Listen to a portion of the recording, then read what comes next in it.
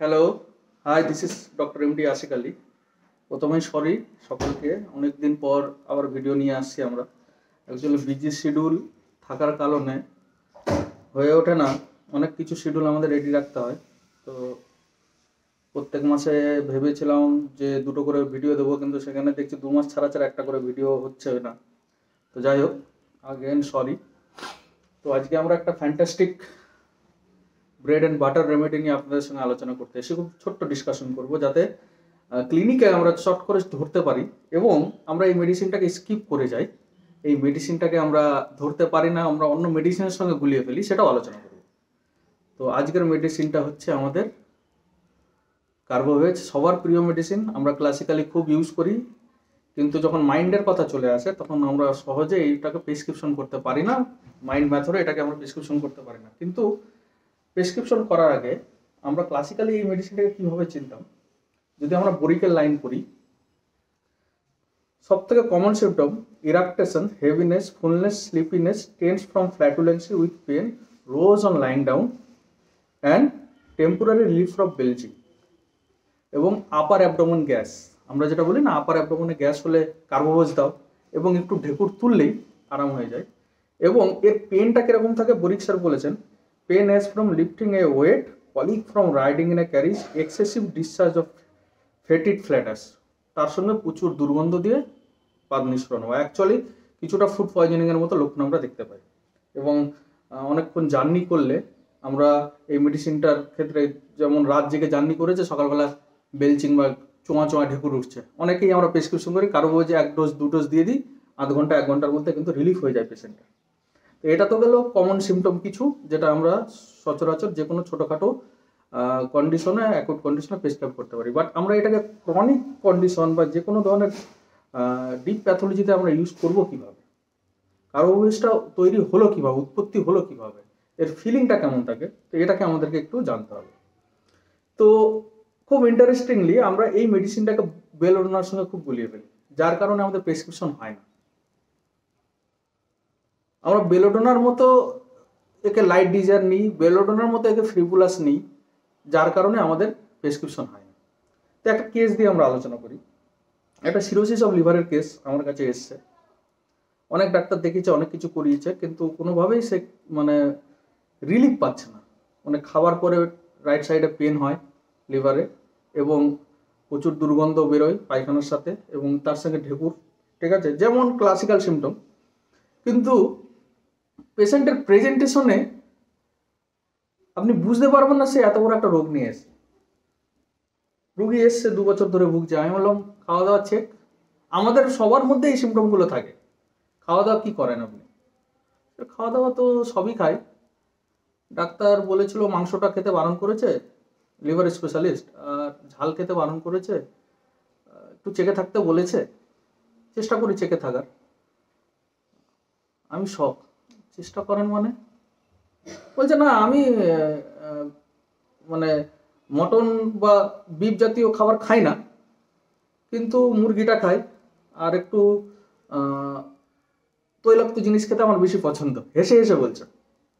What? পাশ থেকে গিন্নি বলছে, আর বলবে না ডাক্তারবাবু, খাওয়া নিয়ে এত বড় একটা রোগ হয়ে গেছে, ওর খাওয়ার কোনো চেক নেই, মুখ বাজ বিচার নেই। তখন ভদ্রলোক পাশেই বলছে বউকে দেখে, খাওয়ার জন্য হচ্ছে নাকি? খাওয়ার জন্য কি আমার কষ্ট হচ্ছে? আমার সিরোসিস অফ লিভার আছে বলে কষ্ট হচ্ছে। This is the uncommon peculiar characteristic symptom. ভালো করে বুঝুন কেসটা। আমি ওনাকে জিজ্ঞেস করলাম, আপনাকে তো চেকে থাকতে বলা হয়েছে, আপনি চেকে থাকছেন না কেন? বলছে চেকে থাকতেই হবে, রিচ খেলেই কি সমস্যাটা হয়? আমি তো বিফ খাই না। বিফ খান না, মাছটা তো আপনি রিচ খাচ্ছেন, ঝাল বেশি করে, ঝাল দিয়ে তেল তৈলাক্ত খাওয়া, তা খেলেও কি সমস্যা হয় ডাক্তারবাবু? This is the exact case. আপনারা কি করেন, লাইট ডিজার, বেলোডোনা এবং ফ্রিবুলাস এইসব নিয়ে বেলোডোনা দিয়ে কেসগুলোকে আমরা ঘেটে দিই। This is stupefaction heat during. আমার এন্ট্রি পয়েন্ট, কার্বোভেজের এন্ট্রি পয়েন্ট আমার স্টুপিফ্যাকশন হিট ডিউরিং। এত কষ্ট হচ্ছে, এত সমস্যা হচ্ছে, সে জানে কষ্ট হচ্ছে, সে বুঝতে পারছে তার শরীরের সময়, হিট মানে খারাপ কন্ডিশন, রোজ কন্ডিশন, তা সত্ত্বেও তার ব্রেন স্টপিফাইড যে এই জায়গায় আমার করণীয়টা কি। যে কারণে সে কষ্টগুলো হচ্ছে সে কারণগুলো সে বুঝতে পারছে না। This is called foolish behaviour. কেন ফুলিশ বিহেভিয়ারে থাকে কার্বোভেজ? যদি আমরা ব্যাখ্যা করি, আমরা যদি চেষ্টা করি একটু ব্যাকে যাওয়ার, অন্যান্য রূপগুলো দেখার। Delusion, walking cotton hue action. Cotton মানে কি? তুলোর উপর দিয়ে হাঁটা। তুলোর উপর দিয়ে হাঁটলে আপনার কি পায়ের ভিতরে তলায় সেন্সেশন পাবেন? শক্ত মনে হবে? মনে হবে না। তো কার্বোভেজের জীবনটাই এরকম হচ্ছে, সব কিছু খেয়ে যাবো, লোহা হজম করে দেবো, ও কোনো সমস্যা নেই, আমার কোনোদিনও কোনো সমস্যাই হয় না। আমি যদি ড্রেনের জলও খেয়ে নিই আমার কোনোদিনও কোনো সমস্যা নেই। কিছুটা বয়েস্টারের মতো কথা মনে হবে কার্বোভেজের, কারণ সত্যি তার কোনোদিনও সমস্যা হয়নি, এতদিন করে এসছে। এলিমেন্ট ফ্রম ডিভেচারি, গৌরমান বার বীজ করে না, যে খাবারে বার বীজ করে না সে, যে কোন খাবারটা খেলে ভালো হবে কোন খাবারটা ক্ষতি করবে, কোনোদিনও বার বীজ করে না, কারণ আমার তো সমস্যাই হয় না। Delusion, walking cotton hue action, আমার তো জীবনে ডক্টরের সমস্যাই হয় না, তো আমি বার বীজ করবো কেন? ইনিশিয়াল স্টেজে কার্বোভেজ পুরোটা লাইট ডিজের এবং ফ্রিভোলাসের মতো মনে হয়। যখন অসুস্থ হয় তারপরেও তার ব্রেন খোলে না। This is stupefaction it during. আরে তোর বিরিয়ানি খেলে তোর প্রত্যেকবার গ্যাসের ট্যাবলেট খেতে হয়ে তোর বুকে ব্যথা উঠে যায়, তার সত্ত্বেও বিরিয়ানি খাচ্ছিস কেন? পেশেন্ট এসে বলবো, বিরিয়ানি খেয়েই কি হচ্ছে ডাক্তারবাবু? সত্যি বিরিয়ানি খেয়ে এটা হচ্ছে? This is the common fact year, common ফিনোমেনা। এটা একটা বাচ্চা ছেলেও বুঝতে পারো, তুমি বুঝতে পারছো না? This is foolish behaviour, this is foolish nature of Carbo veg. ওই জন্য প্রত্যেকটা অথর বলেছে স্লাগিস মেন্টালিটি, লেজি মেন্টালিটির পার্সনকে আমরা কার্বোভেজ দিই, যে সহজে ফেন্ট হয়ে যায়। মেটাফরিক্যালি বুঝতে গেলে যার ব্রেন চট করে জিনিসগুলো ধরতে পারে না, লিবার্টিনিজমে থাকে এরা, মর্জি মতো চলে, নিচে যেটা ইচ্ছা হয় সেটা করবো, যেখানে ইচ্ছা হয় সেখানে যাবো, যেটা করার ইচ্ছা হয়। গভর্নমেন্ট শুধু খাওয়ার ক্ষেত্রে নেবো না, গভর্নমেন্ট হচ্ছে সব থেকে ভালো যে জিনিসগুলো আমার জীবনে ভালো লাগে সেগুলোই করবো, তাতে আমার ক্ষতি হোক আর না হোক আমার তো সমস্যা হয় না। এতে লং টার্মে গিয়ে তো ক্ষতি হতে পারে। আপনি একটা জিনিস খারাপ জিনিস বারবার করেই যাচ্ছেন, এখন ক্ষতি হচ্ছে না, ভবিষ্যতে তো ক্ষতি হতে হবে, এইসব ওর জ্ঞান থাকে না। This is stupefaction heat during our favourite rubric for carbo veg and foolish behaviour.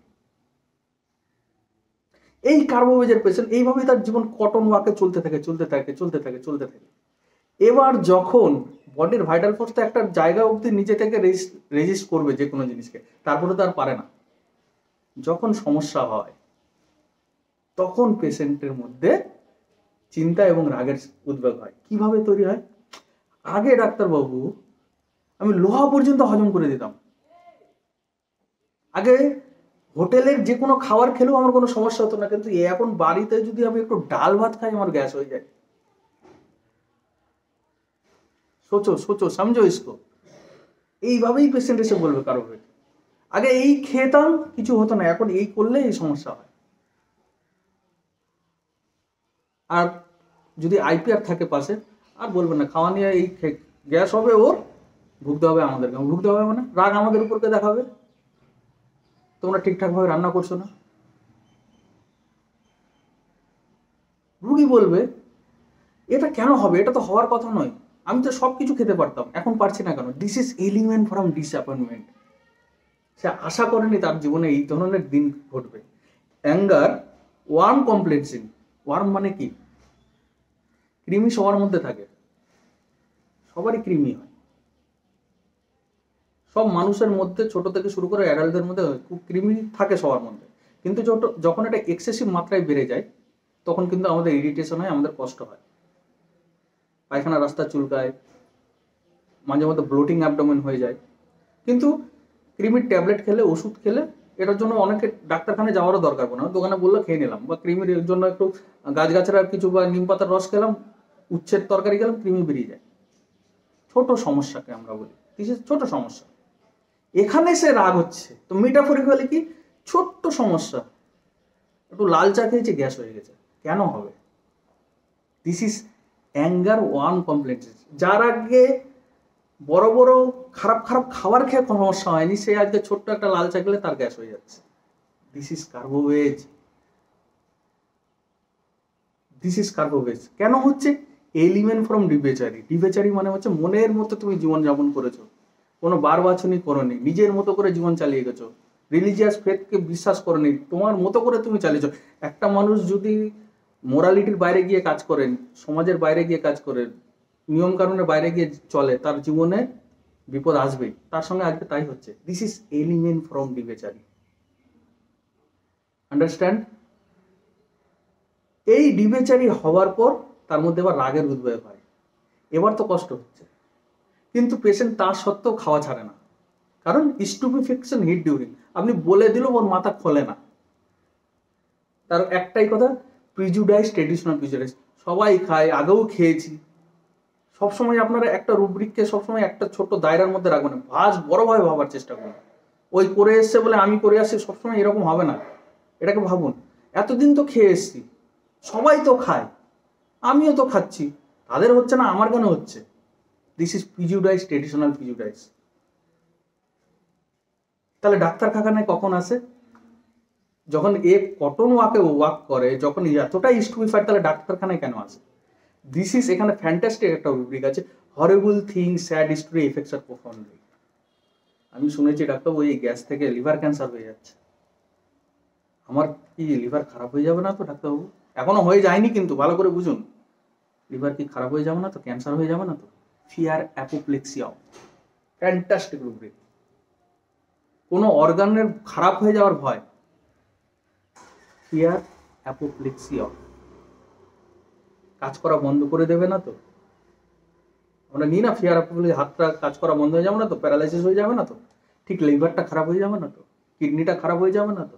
আমি শুধু গ্যাসের একটা দায়রা ধরে আপনাদেরকে বলছি, এটা আপনি এনি হাও যে কোনো কেসে, আমি অনেক ফিমেল মেনস্ট্রুয়াল কেসে কার্বোভেজ দিয়ে ভালো করেছি। ফিয়ার অ্যাপোপ্লেক্সিয়া, এইরকম ভয় হচ্ছে কেন আপনার? আপনি প্রশ্ন করুন। আর বলবেন না, যখন ব্যথা ওঠে না, পাগলের মতো হয়ে যাই আমি, গ্যাসের ওষুধও কাজ করে না।